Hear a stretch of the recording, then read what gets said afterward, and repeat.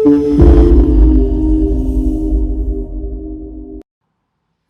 वालेकुम गाइस, मैं हूं फराज और आप देख रहे हैं Vue.js ट्यूटोरियल्स। इस ट्यूटोरियल में हम क्लासेस पे बात करेंगे, क्लास एंड स्टाइल बाइंडिंग कैसे करते हैं ताकि आप अपने तो क्लासेस एंड स्टाइल्स का तो ऑलरेडी आपको पता है कि स्टाइल ऐसे ऐड होता है जिसमें आप स्टाइल की प्रॉपर्टी, ये एक एट्रीब्यूट है, किसी भी एलिमेंट के ऊपर लिख लेते हैं और उसके बाद जितने भी CSS की प्रॉपर्टीज़ आप इसमें डाल के चेक कर सकते हैं कि ये किस तरह दिखता है। तो लेट्स से यहाँ पे मैं रिफ़्रेश हो जाना चाहिए और ये बॉर्डर रेड हो गया। तो इसी तरह क्लासेस ऐड होती हैं। तो और फिर आप इसमें लिखते हो लेट्स से बॉर्डर और वहाँ पे बॉर्डर रेड कर लेते हैं और ये हम मूव कर लेंगे। यहाँ पे हमने लिखना है स्टाइल, ठीक है, और स्टाइल के अंदर हम लिखेंगे बॉर्डर रेड और ये अब चेक करते हैं।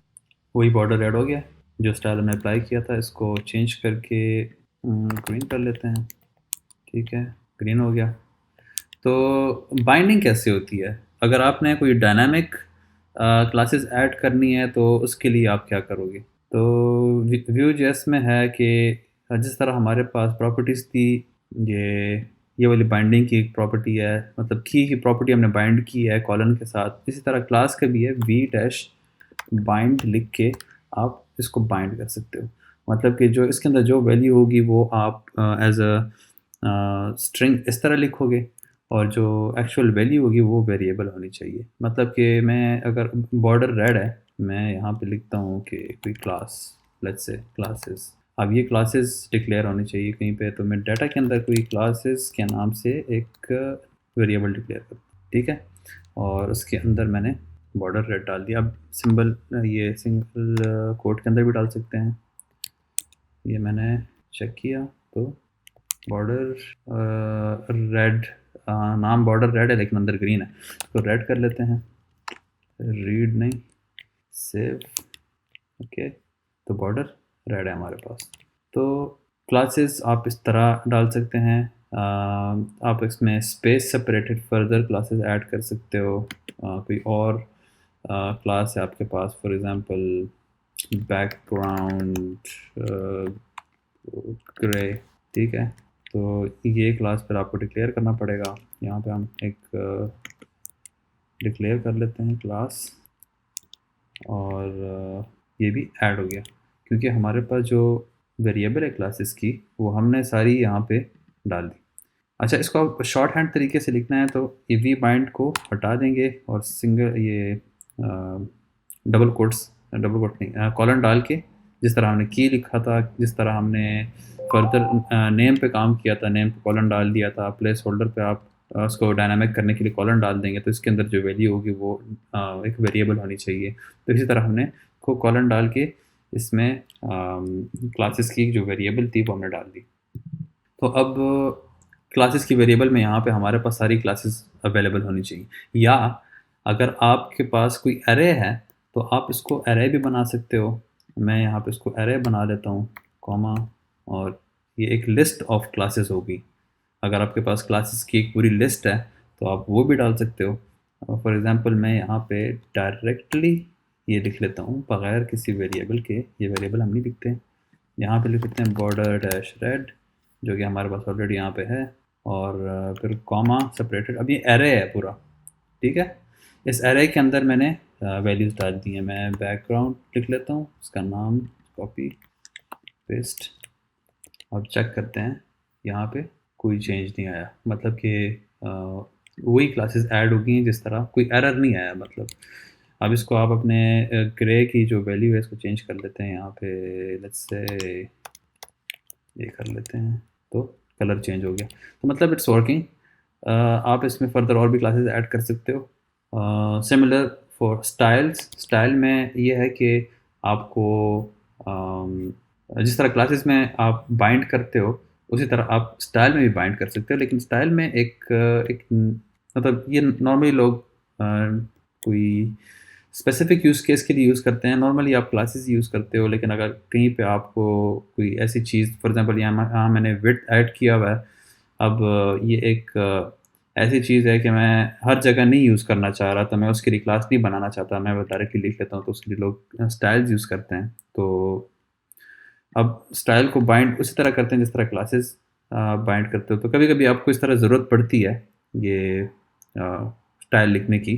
तो यहाँ पे मैं क्या करता हूँ कि स्टाइल में आप एक यहाँ पे जिस तरह अरे है, इसी तरह यहाँ पे स्टाइल में आप ऑब्जेक्ट लिखते हो, क्योंकि स्टाइल में की वैल्यू पेयर्स होती है ना। ये एक की है और इसकी ये एक वैल्यू है, ठीक है। तो अब यहाँ से मैं क्लासेस रिमूव कर लेता हूँ पहले, ताकि यही चीज़ हम यहाँ पे इम्प्लीमेंट कर सकें। तो स्टाइल में हमारे पास क्या था, बॉर्डर है, बॉर्डर लिख लेंगे और फिर हम उसमें लिख लेंगे जो यहाँ पे इसकी वैल्यू है। तो ये मैंने लिख लिया, ठीक है। तो बॉर्डर कैसे अप्लाई होगा, देखें एग्जैक्टली जिस तरह हमने इसमें स्टाइल में जिस तरह लिखना है, इसमें डबल सिंगल कोट भी डाल सकते हो, कोई इशू नहीं है। लेकिन उसी तरह जिस तरह आपने यहाँ पे लिखा हुआ है, एग्जैक्टली यही चीज़ कॉपी पेस्ट कर लेंगे। हाँ, बैकग्राउंड कलर में ये है कि फॉर एग्जांपल अब यहाँ पे बैकग्राउंड कलर नहीं है, तो बैकग्राउंड कलर में ये है कि आपको अगर लेट्स से ये कर लिया, तो अब ये जो की है इसमें डैश आ गया ना, तो डैशेस की इसमें काम नहीं करती। आपने इसको या तो सिंगल कोट में डालना पड़ता है, इसको तो सिंगल कोट में डालेंगे और ये रिमूव कर देंगे। तो ये या तो आपको सिंगल कोट में डालना पड़ता है, टेस्ट कर लेते हैं, कलर चेंज हो गया। और या अगर आपको सिंगल कोट नहीं डालना, सारे नॉर्मल जिस तरह कीज़ होती हैं ऑब्जेक्ट की, तो आप ये भी कर सकते हो। जितनी भी डैशेस हैं उसके बाद आप कैमल केस में मतलब लिख लेंगे ना, डैशेस हटा के, और जो नेक्स्ट जो करेक्टर है उसको कैपिटल कर देंगे। तो ये भी काम करता है। सेव किया और वर्किंग। मैं यहाँ पे इसको रेड कर लेता हूँ जस्ट टू बी श्योर, ठीक है। तो स्टाइल्स इस तरह चलती हैं। अब एक काम करते हैं कि हम एक लाइब्रेरी है, अब ये क्लासेस और स्टाइल्स हम हर जगह अब बनाएंगे और इससे गंद मच जाएगा। तो ये बनाने की बजाय हम एक लाइब्रेरी इंक्लूड करते हैं जिसमें ऑलरेडी ये स्टाइल्स मौजूद हों। तो उस लाइब्रेरी जो बड़ी फेमस है उसका नाम है Tailwind CSS।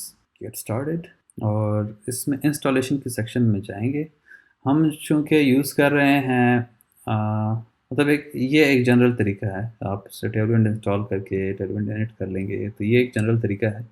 ये आप कर सकते हो किसी भी HTML पेज के अंदर ऐड करने के लिए। ये पूरा प्रोसेस है, एक स्टेप्स इन्होंने मेंशन किए हुए हैं, install Tailwind, configure template paths और सब कुछ आप कर लेंगे तो ये आपका सेटअप हो जाएगा। हम चूँकि यूज़ कर रहे हैं वाइट, तो हर एक की अपनी एक अपना एक प्रोसेस होता है। तो पहले तो ये है कि ये कह रहे हैं कि क्रिएट अ प्रोजेक्ट, तो हमारे पास ऑलरेडी प्रोजेक्ट है, हमें करने की ज़रूरत नहीं है। तो कह रहे हैं इंस्टॉल टेलविंड CSS, तो हम ये इंस्टॉल कर लेते हैं। ये सारी जितनी डिपेंडेंसीज़ हैं इसकी, ये हम इंस्टॉल कर लेते हैं यहाँ पे। तो ये मैंने कैंसिल किया, पेस्ट। अब ये इंस्टॉल हो जाएगा थोड़ी देर में। फिर हमने इसके बाद करना है ये npx, ये npm नहीं है, npx, और फिर टेलविंड CSS इनिट। तो टेलविंड CSS की जो इनिट की फंक्शन है ये एग्जीक्यूट कर लेता है, तो ये डायरेक्टली एग्जीक्यूशन के लिए यूज़ होता है npx। तो एग्जैक्टली हम यही कॉपी पेस्ट करेंगे और उसके बाद हम टेम्पलेट के पैथ कॉन्फ़िगर करके बाकी ये जितने सारे प्रोसेस हैं ये सारा स्टेप्स फॉलो कर लेंगे। 6 स्टेप्स हैं, इतना लंबा नहीं है। तो ये हो गई इंस्टॉल। अब हम एक टेलविंड की कॉन्फ़िगरेशन फ़ाइल होती है वो हम इनिशियलाइज़ करेंगे।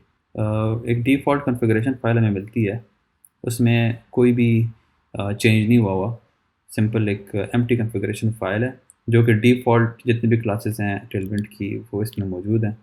तो अब ये कह रहा है कि configure your template path in config.js। तो हमारे पास जो config पैथ है वो ये कर लेते हैं कि एग्जैक्टली जो भी इन्होंने कहा है वो कॉपी पेस्ट कर लेते हैं कंटेंट के अंदर, क्योंकि हमारी जो एक इंडेक्स HTML है इसके अंदर अगर आप टेलविंड यूज़ कर सकते हो तो वो भी पॉसिबल है। इन्होंने यहाँ पे लिखा हुआ है, मतलब यहाँ पे आप वो पैथ मेंशन करोगे जहाँ जहाँ आपने टेलविंड CSS यूज़ करना है, वहाँ पे ये इनिशियलाइज हो जाएगा। दूसरा ये कि सोर्स के अंदर जितनी भी डायरेक्टरीज़ हैं उसके अंदर JS की फ़ाइल्स हैं या TS की फ़ाइल्स हैं, जितनी भी फ़ाइल्स हैं वो सारे इसमें इंक्लूड हो जाएंगी।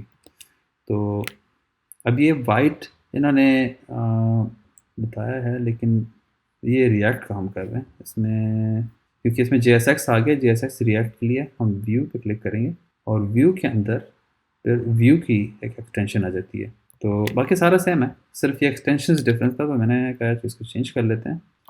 अब व्यू, जितनी भी हमारे फाइल्स हैं वो व्यू वाली हैं। कंपोनेंट्स के अंदर आप जाओगे तो फाइल नेम डॉट व्यू, तो हम ये सारे एक्सटेंशन में नोट कर रहे हैं। अगर कोई JS फाइल भी आपके पास है उसमें भी ये अप्लाई हो जाएगा। JSX ये रिएक्ट स्टैंडर्ड है, तो बस ये भी काम करता है। तो ये हम रिमूव कर सकते हैं, लेकिन हम नहीं करेंगे फ़िलहाल। नेक्स्ट चाहते हैं कि add the Tailwind directive to your CSS। अब ये डायरेक्टिव्स हैं, ये हमने अपनी क्लासेस में कोई स्टाइल की फाइल में ऐड करनी है ताकि ये इनिशियलाइज हो जाए टेलमेंट। अब टेलमेंट की कॉन्फ़िगरेशन तो हमने बना ली है, लेकिन इसको इनिशियलाइज भी करना है। तो हमारे पास एसेट्स में बेस CSS है, ये हम सारा रिमूव कर लेते हैं, इसकी ज़रूरत नहीं है, और इसमें टॉप में पेस्ट कर देते हैं। और ये यहाँ पे इंक्लूड हुआ है, तो ये चीज़ें भी रिमूव कर लेते हैं, कोई इशू नहीं है। ठीक है, अब ये इंक्लूड हो गया। अब कह रहा है कि जस्ट रन देयर सर्वर, तो अब दोबारा से npm run dev। ठीक है, यहाँ पर रन हो गया 5173 ठीक है, रिफ्रेश हो गया। अब इससे वो डिफ़ॉल्ट स्टाइल सारी ख़त्म हो गई हैं, तो हमने अभी इसकी स्टाइल्स चेंज करनी है। तो मैं यहाँ पे एक टेस्टिंग के लिए एक टेलमेंट की एक क्लास ऐड कर लेता हूँ। उससे पहले मैं आपको बता देता हूँ टेलमेंट की क्लासेस में है क्या। तो टेलमेंट की क्लासेस सिंपल जो हमारे CSS की क्लासेस हैं एग्जैक्टली वही हैं, लेकिन इन्होंने क्लासेस में बना दी हैं ताकि हमारे लिए यूज़ करना आसान हो, ताकि हमें हर जगह पे या तो मतलब सिंपल HTML में ही काम करना पड़े। तो उसके लिए मैं क्या करता हूँ कि लेट्स से कलर, जो कलर है टेक्स्ट कलर है हमारे पास, तो ये सिंपल क्लासेस अवेलेबल हैं ऑलरेडी। हमने सिंपल इसमें से एक क्लास उठा के पेस्ट करना है, उसकी कलर की जो एग्जांपल है वो यहाँ पे मेंशन्ड है। तो इन्होंने कहा हुआ है कि अगर यूज़ करना है तो सिंपल एक क्लास का नाम उठा के उसमें डालनी है।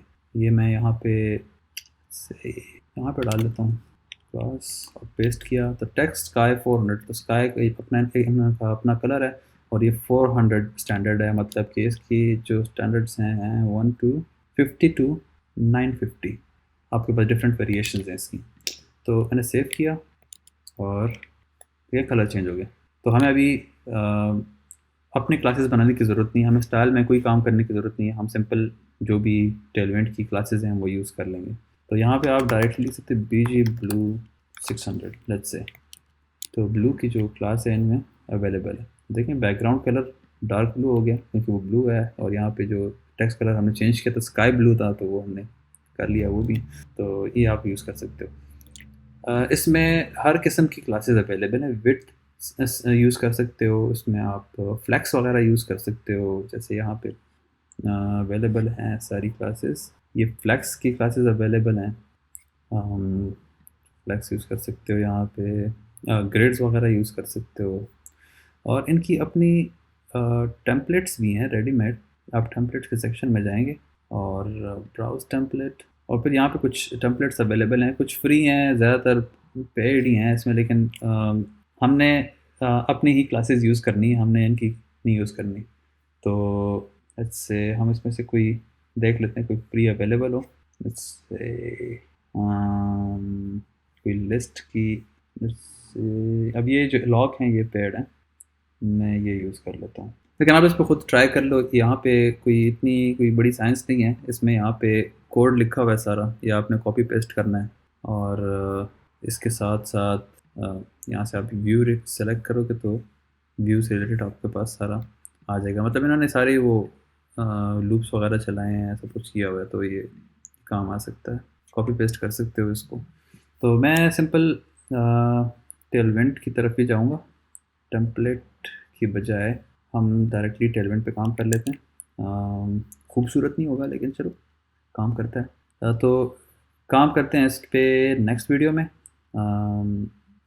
थोड़ा बहुत उसमें क्लासेस में एडिशन कर लेंगे, मतलब उसको इस टेबल को प्यारा बना लेंगे, और और फिर उसके बाद कोई और टॉपिक पे काम कर लेंगे। तब तक के लिए खुदा हाफिज़।